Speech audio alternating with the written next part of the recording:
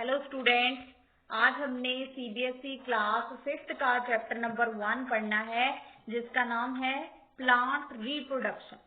तो स्टूडेंट हम अपना चैप्टर स्टार्ट करते हैं। सो फर्स्ट ऑफ ऑल आपको पता होना चाहिए कि रिप्रोडक्शन क्या होती है। What is reproduction? तो रिप्रोडक्शन एक ऐसा प्रोसेस है स्टूडेंट जिसमें कोई भी ऑर्गेनिज्म लाइक वो डॉग है, वो कैट है, वो एलिफेंट है, वो ह्यूमन है, वो प्लांट है, ठीक है। तो जिसमें कोई भी ऑर्गेनिज्म अपने जैसे न्यू ऑर्गेनिज्म प्रोड्यूस करता है उसको हम बोलते हैं रिप्रोडक्शन। तो अब हम स्टूडेंट देखेंगे कि प्लांट जो है वो किस तरीके से रिप्रोडक्शन करते हैं और प्लांट रिप्रोडक्शन क्यों करते हैं, तो इसके बारे में हम डिटेल में पढ़ेंगे। So first, plant reproduction take place by 3 methods. तो प्लांट्स के अंदर जो रिप्रोडक्शन होती है वो 3 तरीके से होती है। फर्स्ट है by seed, second by spore and third is by vegetative propagation.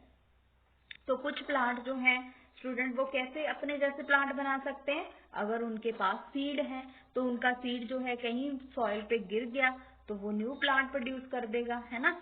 और बाय स्पोर, तो स्पोर्स क्या होते हैं, छोटे छोटे राउंड से स्ट्रक्चर होते हैं जो आपको फंगस के अंदर देखने को मिलेंगे। ज्यादातर ये फंगस के अंदर आपको देखने को मिलेंगे। तो इस तरीके से फंगस ग्रो करती है, ठीक है। एंड बाय वेजिटेटिव प्रोपेगेशन, तो वेजिटेटिव प्रोपेगेशन जो है इसको स्टूडेंट हम थोड़ा सा डिटेल में पढ़ेंगे। तो वेजिटेटिव प्रोपेगेशन का मतलब क्या है, वेजिटेटिव, वेजिटेटिव का मतलब क्या होता है, जो वेजिटेबल्स हैं जिनको हम खाते हैं वेजिटेटिव पार्ट्स इसमें आ जाएंगे, like root, stem and leaf, इनको हम खाते हैं। प्रोपेगेशन मतलब उनको बढ़ाना, प्लांट्स को बढ़ाना। तो प्लांट्स की स्पीशीज को बढ़ाना क्या कहलाता है, वेजिटेटिव प्रोपेगेशन, की प्लांट्स जो हैं उनको उन्हीं के पार्ट से बढ़ाना। तो हम इसको 1 बाय 1 अब डिटेल में करते हैं। सो फर्स्ट है रिप्रोडक्शन बाय सीड। सीड से किस तरीके से रिप्रोडक्शन होती है, तो प्लांट किस तरीके से एक सीड से बहुत सारे प्लांट्स जो हैं वो बना सकते हैं। तो लाइक एक सीड है, ठीक है, तो वो एक प्लांट ग्रो कर गया, उसके 2 सीड बन रहे हैं तो 2 प्लांट ग्रो कर गए उनसे, है ना। तो इस तरीके से हम देखेंगे कि किस तरीके से प्लांट जो है सीड से ग्रो करते हैं। तो सबसे पहले आपको सीड पता होना चाहिए क्या होता है। तो ये देखिए सीड की स्ट्रक्चर। तो सीड की स्ट्रक्चर जो है वो 2 तरीके की होती है। Seed is of 2 type, monocotyledonous and dicotyledonous. तो ये है एक डाइकोटिलिडनस सीड जो कि है बीन्स का, ठीक है। तो स्टूडेंट घर पे जो आप दालें खाते हो उनके सीड मोस्टली क्या होते हैं, डाइकोटिलिडनस। लाइक आप मसूर की दाल देख लो, है ना, उसको तोड़ के देख लो, उसके भी 2 कोटिलिडन्स होते हैं, है ना। राजमा जो है उसको तोड़ के देख लो, उसके भी 2 ही होते हैं। मटर है, ठीक है, उसको तोड़ के देख लो, वो भी 2 कोटिलिडन्स है उसके, है ना। और आप जो है चने जो होते हैं उनको भी तोड़कर देख लो तो उसके भी 2 कोटिलिडन्स होते हैं, ठीक है। तो ऐसे सीड जो हैं जो आप इसको याद रखने के लिए माइंड में कर सकते हो कि जितनी भी हम दालें खाते हैं डेली वो सारी की सारी क्या है, डाइकोटिलिडनस सीड की एग्जाम्पल है। तो अब हम देख लेते हैं डाइकोटिलिडनस सीड के पार्ट। तो इसमें स्टूडेंट होता है बड़ा सा, जो आपको बाहर से रेड कलर का स्ट्रक्चर दिख रहा है उसको हम बोलते हैं सीड कोट। सीड कोट क्या करता है, सीड को प्रोटेक्शन प्रोवाइड करता है। अब जब आप दाल भिगो के रख देते हो तो क्या होता है, उसका छिलका उतरना स्टार्ट हो जाता है। तो वो जो छिलका उतर रहा है वो क्या है, सीड कोट। उसके बाद स्टूडेंट इसके थोड़ा समंदर आते हैं, तो इसके नेक्स्ट पार्ट होते हैं इसके 2 कोटिलिडन्स, ठीक है, जो आपको व्हाइट कलर के दिख रहे हैं, ये देखो ये हैं इसके कोटिलिडन्स। उसके बाद और थोड़ा सा अंदर चले जाते हैं सीड के, तो वो है हाइपोकोटाइल एंड एपिकोटाइल और प्लम्यूल एंड रेडिकल। तो एपिकोटाइल जो है जो रूट सिस्टम के ऊपर वाला है, ठीक है, और हाइपोकोटाइल क्या है, जो रूट सिस्टम में ऐड है, ठीक है। तो हेपिकोटाइल और हाइपोकोटाइल क्या करते हैं, प्लांट की ग्रोथ वाले पार्ट है, ठीक है। ऊपर से प्लांट को ग्रो कौन करता है, ठीक है, वो प्लम्यूल ग्रो करता है, और नीचे से प्लांट की जो रूट सिस्टम है वो कौन बनाता है, रेडिकल। तो ऊपर वाला पोर्शन जो शूट सिस्टम बनाता है वो है प्लम्यूल, और नीचे वाला जो पोर्शन है रूट सिस्टम बनाता है वो है रेडिकल। तो आगे जाके प्लांट किस तरीके से फॉर्म होता है, प्लांट के दो ही सिस्टम होते हैं, एक रूट सिस्टम एक शूट सिस्टम। शूट सिस्टम आपको दिखाई देता है क्योंकि वो एयर में होता है, और रूट सिस्टम आपको दिखाई नहीं देता क्योंकि वो सॉइल के नीचे होता है।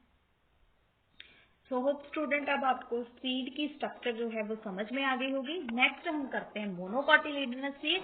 तो मोनोकॉटिलीडन सीड के अंदर एक ही कॉटिलीडन होता है, दो कॉटिलीडन नहीं होते।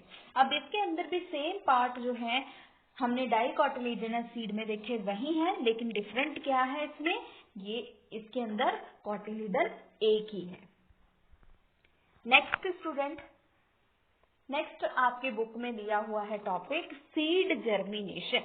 तो सीड किस तरीके से जर्म करता है, आगे आगे बढ़ता है और एक बड़े से प्लांट में ग्रो कर जाता है।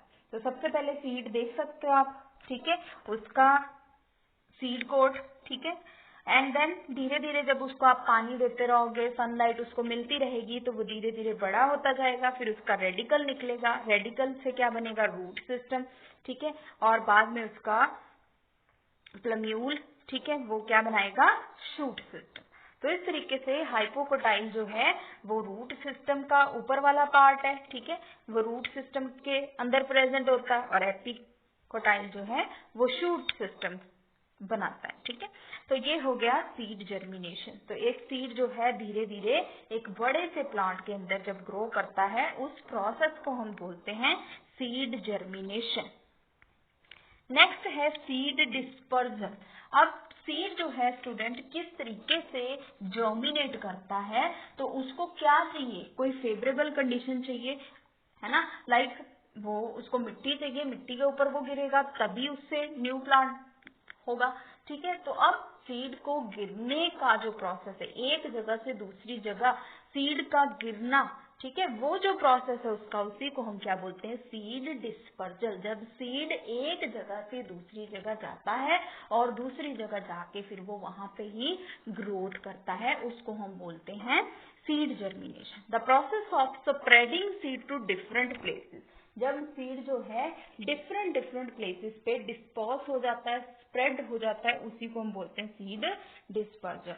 तो बहुत सारे बच्चों ने देखा होगा, है ना, हम हाथों से भी कर सकते हैं इसको, सीड ड्रिल से भी सीड डिस्पर्जन होती है जब हम क्रॉप्स लगाते हैं अपने खेतों में, है ना।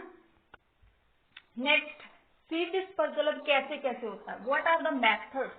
तो सबसे पहले जो है ये विंड के थ्रू भी हो सकते हैं। तो स्टूडेंट कुछ सीड इतने हल्के होते हैं, उनके विंग्स भी होते हैं, लाइक जो है डैंडलियन, उसके सीड जो है वो उड़ के कहीं पे भी चले जाते हैं, लाइट वेटेड होते हैं, विंग्ड होते हैं seed. For example hiptage, dandelion, madar, cotton, ठीक है, have tufts of hair. Tufts of hair का मतलब क्या है, उनके हेयर होते हैं, हेयर लाइक स्ट्रक्चर होती है, तो बाल कितने हल्के होते हैं, है ना, तो उनको एक जगह से दूसरी जगह जाने में कोई प्रॉब्लम नहीं होती।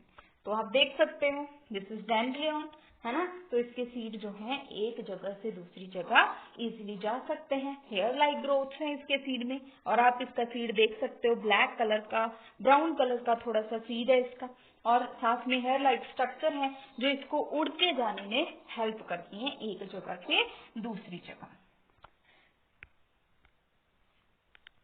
नेक्स्ट देखो मधार, है ना, ये तो सभी ने देखा होगा, मधार का जो सीड है उसी के भी ऐसे ही विंग्स लगे हुए हैं, उसके भी हेयर लाइक स्ट्रक्चर है, तो ये इसको उड़ने में हेल्प करते हैं। नेक्स्ट कॉटन, तो कॉटन बहुत ज्यादा हल्का होता है ना, तो ये भी एक जगह से दूसरी जगह इजीली जा सकते हैं। नेक्स्ट हिप्टेज, तो हिप्टेज जो है इनके भी विंग्स लगे हुए हैं, ठीक है, और ये इनकी विंग लाइक स्ट्रक्चर जो है बहुत ज्यादा हल्की होती है, तो ये एक जगह से दूसरी जगह इजीली जा सकते हैं। नेक्स्ट देखो student, dispersal of seed by water. तो कुछ वाटर प्लांट जो होते हैं स्टूडेंट, उनके अंदर जो डिस्पर्सल ऑफ सीड होता है वो वाटर की वजह से होता है। तो वाटर प्लांट कौन से हैं? लाइक कोकोनट, है ना। तो ये है कोकोनट का सीड। ये क्या करता है? पानी में धीरे धीरे चलता है एक जगह से दूसरी जगह, फिर जाके ये जहाँ पे इसको जगह मिलती है, ठीक है। अगर ये मान लीजिए किसी पत्थर के साथ टकरा गया, है ना, उसके साथ इसने टच कर लिया, तो क्या होगा? ये वहां पे ही ग्रो कर जाएगा, है ना। अगर इसको कहीं पे किनारे पे जो है ये वहां पे जाके किसी भी स्टोन के साथ टच कर गया तो वहां पे रुक गया, तो वहां पे ही इसकी ग्रोथ हो जाएगी। नेक्स्ट है student dispersal of seed by animals and humans. तो हम भी हेल्प करते हैं स्टूडेंट, बहुत सारे एनिमल्स भी हेल्प करते हैं सीड डिस्पर्सल में। तो ये देखिए कुछ सीड जो है एनिमल्स की बॉडी के साथ, ठीक है, हमारे कपड़ों के साथ चिपक जाते हैं, तो वो एक जगह से दूसरी जगह चले जाते हैं, है ना। So next seed dispersal by explosive method. तो एक्सप्लोसिव मेथड जो है, मान लीजिए एक्सप्लोसिव का मतलब क्या होता है स्टूडेंट? फट जाना, ठीक है। तो कई सीड ऐसे होते हैं, कुछ ऐसे प्लांट्स होते हैं जिनके सीड जो हैं, सीड लाइक उनका जो फ्रूट है, ठीक है, ये आप जैसे भिंडी देख सकते हो, लेडी फिंगर, ठीक है। भिंडी जो है उसको आप एक फ्रूट मान सकते हो, क्यों? क्योंकि उसके अंदर जो है सीड होते हैं। तो इसका जो फ्रूट है पूरा, ठीक है, वो फट जाता है, ठीक है। तो जब फटता है तो जहां पे उसके जो सीड है वो गिरेंगे, वहां पे न्यू प्लांट जो है वो ग्रो कर जाएगा, ठीक है। तो इस तरीके से हम देखते हैं कि ये सारे प्लांट जो हैं, और ये सभी ने देखा होगा कैस्टर, ठीक है, कैस्टर जो है वो सभी ने देखा होगा। तो इसका भी सीड जब फट जाता है तो इसके सीड जो है जहां पे गिरेंगे, ठीक है, इसके जो फ्रूट हैं जब फट जाएंगे तो जहां पे इसके सीड गिरेंगे वहां पे न्यू प्लांट ग्रो कर जाएगा, ठीक है। नेक्स्ट है student new plant from spores, ठीक है। तो स्पोर्स में मैंने आपको एक ही बताया है, ठीक है, जो कि है फंगस, ठीक है। तो मशरूम्स एंड मोल्ड्स इसकी बेस्ट एग्जांपल है, और इसको हम क्या बोलते हैं? नॉन फ्लावरिंग प्लांट, ठीक है। तो इसके फ्लावर्स नहीं होते, ठीक है, तो इसके स्पोर्स बनते हैं, क्योंकि ये फंगस है, इसके स्पोर्स बनते हैं। तो ये बहुत जगह पे जब फंगस जो है ग्रोथ होती है तो कैसे होती है? इनके स्पोर्स की वजह से। इनके स्पोर्स जो है जहाँ पे इनको जमीन के ऊपर फेवरेबल कंडीशन मिली, ये वहां पे ग्रो करने लग जाते हैं। और आप सभी को पता ही है कि मशरूम जो है खाने के लिए बहुत अच्छे हैं, क्योंकि इनके अंदर प्रोटीन बहुत ज्यादा होती है। Next vegetative propagation. तो अब हम वेजिटेटिव प्रोपेगेशन को थोड़ा सा ध्यान से समझ लेते हैं। When plant reproduce with the help of their vegetative part, जब प्लांट्स जो हैं वेजिटेटिव पार्ट से ग्रो करें, ना कि वो सीड से ग्रो करें, and not through seed, then it is called vegetative propagation. तो जब कुछ प्लांट ऐसे होते हैं जिनके सीड बनते ही नहीं है ना, उनको हम नॉन सीडलिंग प्लांट बोलते हैं। एक होते हैं सीडलिंग प्लांट और एक होते हैं नॉन सीडलिंग प्लांट। तो नॉन सीडलिंग प्लांट जो हैं उनके अंदर सीड नहीं होते, तो वो कैसे ग्रो करते होंगे? तो वो कैसे ग्रो करते हैं? Due to vegetative propagation. तो फर्स्ट है रिप्रोडक्शन बाय रूट्स। तो कुछ प्लांट जो है ऐसे हैं जो रूट से ग्रो करते हैं, जिनकी रूट्स अगर हम सॉइल के अंदर लगा दें तो न्यू प्लांट उनसे ग्रो कर सकता है, जैसे कि कैरेट, टर्निप, रेडिश, ठीक है। इनकी जो रूट्स होती है बहुत ज्यादा सोलन होती है। सोलन कैसे? फुली हुई होती है। तो क्यों फुली हुई होती है? तो उनका जो रूट वाला पार्ट है फुला हुआ, वही हम खाते हैं, है ना। तो वो खाते हैं तो वो क्या करता है? वो इनका फूड है, ये अपने अंदर फूड स्टोर करके रखते हैं। लाइक जो आप कैरेट खाते हो, है ना, आप शलगम खाते हो, है ना, टर्निप जो है, ठीक है, उसको खाते हो, तो क्या है? वो फूला हुआ सोलन उनका रूट वाला पार्ट है। तो अगर हम इसको हटा दें, ठीक है, तो इससे न्यू प्लांट जो है रूट्स को अगर इसकी कट कर दें तो इससे न्यू प्लांट जो है वो ग्रो कर सकता है, ठीक है। Next white stem. तो कुछ ऐसे प्लांट हैं स्टूडेंट जो स्टेम से ग्रो करते हैं, लाइक ऑनियन, जिंजर, पोटैटो। इनकी जो स्टेम होती है, अब इनकी जो स्टेम होती है, जो आप अनियन, प्याज जो है डेली खाते हो, है ना, जिंजर है, ठीक है, तो उनको जब आप जो उनका पोर्शन आप कट करके खाते हो वो क्या है? उनका स्टेम पोर्शन है, वही हम खाते हैं। लेकिन अगर वही स्टेम पोर्शन हम उसको जमीन के अंदर लगा दें तो न्यू प्लांट उससे ग्रो करेगा।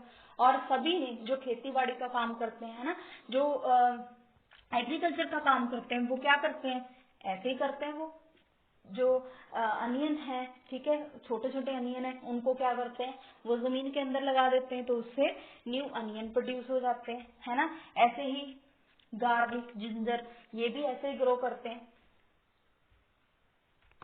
नेक्स्ट, तो आप ये देख सकते हो अनियन और गार्लिक, ठीक है, ये इसी तरीके से ग्रो करते हैं by stem. Next, reproduction by leaves. तो ये स्टूडेंट बोगनविलिया, ठीक है, सॉरी बिगोनिया एंड ब्रायोफिलम, ठीक है, बिगोनिया एंड ब्रायोफिलम। तो ये है ब्रायोफिलम का एक लीफ। तो कुछ ऐसे भी नेचर ने प्लांट बनाए हुए हैं कि अगर उनका लीफ जो है धरती पे कहीं पे गिरेगा, जहाँ पे सॉइल है, उनको फेवरेबल कंडीशन मिल रही है, वहां पे अगर वो गिरेंगे तो क्या होगा, न्यू प्लांट उनमें से बहुत सारे निकल आएंगे। फिर आप उन प्लांट्स को कहीं पे भी लगा सकते हो। तो आपने एग्जांपल्स याद रखनी है। जो प्लांट्स जो हैं लीव से ग्रो करते हैं तो वो है बिगोनिया एंड ब्रायोफिलम, ठीक है। नेक्स्ट, कुछ प्लांट जो है स्टेम कटिंग से, कि उनकी अगर स्टेम हम कट करके सॉइल में लगाते तो न्यू प्लांट उससे ग्रो करेगा। So some plant grow from stem, for example money plant, rose, sugarcane are grown by stem cutting. तो अगर हम स्टूडेंट मनी प्लांट का स्टेम कट करके उसको कहीं पे लगा दें, ठीक है, तो उनसे न्यू प्लांट ग्रो करेगा। शुगर केन भी ऐसे ही है, अगर हम उनका स्टेम जो है वो कट करके लगा दें सॉइल पे तो उनसे न्यू प्लांट ग्रो करेगा। नेक्स्ट, ये देखिए, आपने क्या किया, किसी भी प्लांट की स्टेम कट की और कट करने के बाद उससे न्यू प्लांट ग्रो कर गया। Next, crops. तो नेक्स्ट स्टूडेंट आपके पार्ट है बुक के ऊपर, वो है क्रॉप्स। तो क्रॉप्स क्या होती हैं, are the plants which are grown in large number in field by farmer for food, ठीक है। तो क्रॉप्स कहता है कि एक छोटे छोटे प्लांट है जिनको हम बहुत सारे नंबर में लगाते हैं, उनका नंबर बहुत ज्यादा होता है। लाइक आप खेत में कनक है, ठीक है, बीज है, तो वो भी एक क्रॉप है, उसको आप गिन नहीं सकते कितनी है वो, है ना। तो फार्मर इनको ग्रो करते हैं फॉर फूड, खाने के लिए, ठीक है। Next, crops are of two types. और स्टूडेंट ये जो है बहुत ज्यादा इंपॉर्टेंट है, क्रॉप्स की टाइप्स। तो सबसे पहले है रबी क्रॉप्स एंड सेकंड है खरीफ क्रॉप, ठीक है। थर्ड टाइप की भी क्रॉप होती है जिनको हम जेड क्रॉप बोलते हैं, लेकिन आज के सिलेबस में दो ही हैं, वो है रबी एंड खरीफ क्रॉप। तो रबी क्रॉप जो है वो कैसी होती है, sowing of seed begin in the rainy season around July. तो इनकी जब सोइंग की जाती है खरीफ क्रॉप की, तो इनको हम रेनी सीजन में ग्रो करते हैं, सो करते हैं, इनके जो सीड होते हैं, और जुलाई तक हम इसको ग्रो कर देते हैं, ठीक है। इनके जो सोइंग है वो खत्म हो जाती है। Next, rabi seeds are grown at the beginning of the autumn in November और दिसंबर, ठीक है। तो आप अक्टूबर, दिसंबर, नवंबर 3 मंथ के बीच बीच में जो क्रॉप्स जो हैं वो ग्रो की जाती है, उनको आप रबी क्रॉप्स मान सकते हो। नेक्स्ट, इनकी हार्वेस्टिंग कब होती है, तो हार्वेस्टिंग इज डन इन सितंबर अक्टूबर, ठीक है। तो इनकी हार्वेस्टिंग जो है सितंबर और अक्टूबर में हो जाती है। एंड जो रबी क्रॉप्स होती हैं लाइक जो वीट है, उसकी हार्वेस्टिंग कब होती है, आप mostly April, May, June in months में इनकी जो हार्वेस्टिंग है वो हो जाती है, ठीक है। तो June and July. And kharif crop की अब एग्जाम्पल कौन कौन सी है, rice, maize, bajra. And rabi crops की एग्जाम्पल क्या है, व्हीट, मस्टर्ड, टी। तो होप स्टूडेंट आपको दोनों टाइप की क्रॉप्स जो है वो क्लियर हुई होंगी। नेक्स्ट है 7 एग्रीकल्चरल प्रैक्टिसेस। तो स्टूडेंट एग्रीकल्चर, खेती बाड़ी करने के लिए जो हम खेत में क्रॉप्स ग्रो करते हैं, उनके लिए कौन कौन से स्टेप हैं, आपको स्टेप वाइज वो चीजें करनी पड़ेंगी, तब आपकी एक फुल फ्लेज अच्छी सी क्रॉप जो है आपको मिल पाएगी। तो उसके लिए आपने क्या करना है, सबसे पहले ploughing, selection and sowing of seed. आपने सीड को सिलेक्ट भी करना है, पहले प्लोइंग करोगे, है ना, उसकी जो जमीन है उसको इक्वल करोगे अच्छे से, है ना, पहले प्लोइंग करोगे, फिर लेवलिंग करोगे, फिर क्या करोगे, सीड ठीक है, और उनको शो भी करोगे, पहले सिलेक्ट करोगे कि सीड अच्छे हैं, उनको कोई बीमारियां तो नहीं है, फिर उसके बाद क्या करोगे आप उसको शो कर दोगे। Next, addition of manure and fertilizer, फिर आप क्या करोगे उसमें मेन्यूर और फर्टिलाइजर डालोगे, है ना, ताकि वो अच्छे से ग्रो कर पाए, ठीक है, उसकी यील्ड अच्छे से आ सके। नेक्स्ट क्या करोगे, इरिगेशन, पानी भी दोगे उसको। नेक्स्ट क्या करोगे, जब वो थोड़ी सी बड़ी हो जाएगी तो आप उसकी रक्षा भी करोगे, प्रोटेक्शन भी करोगे, है ना। खेतों में आप फार्मर्स को देख सकते हो, फार्मर इधर उधर घूमते हैं, है ना, अपनी क्रॉप्स को देखते हैं कि कहीं पे कोई जो वीडिंग है वो तो नहीं है, वीड्स नहीं है, घास फूस तो नहीं ग्रो कर गई है ना, और कुछ कीड़े मकोड़े तो उनको नहीं खा रहे, तो इसको हम क्या बोलते हैं, क्रॉप प्रोटेक्शन। और फिर क्या करते हैं उसके लिए जो है वो दवाइयां भी डालते हैं, है ना, तो पेस्टिसाइड्स भी डालते हैं। नेक्स्ट क्या करते हैं फिर, हार्वेस्टिंग, तो जब फसल अच्छी हो जाती है ना, क्रॉप जो है अच्छी हो जाती है, तो क्या करते हैं वो उसको हार्वेस्ट कर लेते हैं। देन स्टोरेज, स्टोरेज मतलब अब उसको संभाल कर भी रखना है ना, इतनी सारी क्रॉप है तो उसको संभाल कर भी रखना है खाने के लिए। तो ये है 7 बेसिक एग्रीकल्चर प्रैक्टिसेस। अब मैं आपको 1 बाय 1 फोटो के साथ दिखा देती हूँ ताकि आपको अच्छे से क्लियर हो जाए। तो ये देखिए स्टूडेंट, ये है प्लोइंग, ठीक है, प्लोइंग जो है खेतों को अच्छे से जोतना, प्लोइंग करना। देन जो है selection and sowing of seed, तो सीड जो है आप हाथों से सो कर सकते हो, सीड ड्रिल से सो कर सकते हो। Next, addition of manure and fertilizer, ठीक है, उसमें मेन्यूर्स और फर्टिलाइजर भी डालोगे। नेक्स्ट, इरिगेशन, पानी भी दोगे, है ना, पानी देने के भी बहुत सारे मेथड है, ट्रेडिशनल भी है, मॉडर्न भी है, ठीक है, आगे जब आप बड़ी क्लास में हो जाओगे तब पढ़ोगे। तो ये है कैनाल सिस्टम और ड्रिप सिस्टम, ठीक है, और कैनाल सिस्टम में कैनाल के थ्रू पानी जाता है, ठीक है। ये स्प्रिंकल मेथड है जिसको आप फुहारा बोलते हो, तो स्प्रिंकल मेथड जो है वो पानी को बचाता है, वेस्ट ना हो इतना। नेक्स्ट, क्रॉप प्रोटेक्शन, तो बीमारियां ना कोई लग जाए क्रॉप को, है ना, कोई कीट जो है, कोई माइक्रो ऑर्गेनिज्म इनको ना खा जाए, तो उनसे रक्षा करनी है उनकी, तो इसलिए उसके ऊपर पेस्टिसाइड और इंसेक्टिसाइड डाल रहे हैं। नेक्स्ट, हार्वेस्टिंग, तो हार्वेस्टिंग जो है पुराने टाइम पे कैसे होती थी, हाथों से, तो आप देख सकते हो हाथों से सिक्कल के थ्रू। एंड अभी कैसे होती है, बाय कंबाइंस, तो कंबाइंस का यूज होता है। नेक्स्ट, ये देखिए स्टोरेज, तो स्टोर्स में उसको स्टोर करके रख लिया है, ठीक है, बड़े बड़े टैंक्स के अंदर क्रॉप्स को स्टोर करके रख सकते हैं। सो होप स्टूडेंट आपको चैप्टर नंबर 1 अच्छे से क्लियर हुआ होगा। Thank you, thanks for watching, please subscribe to my channel, thank you so much.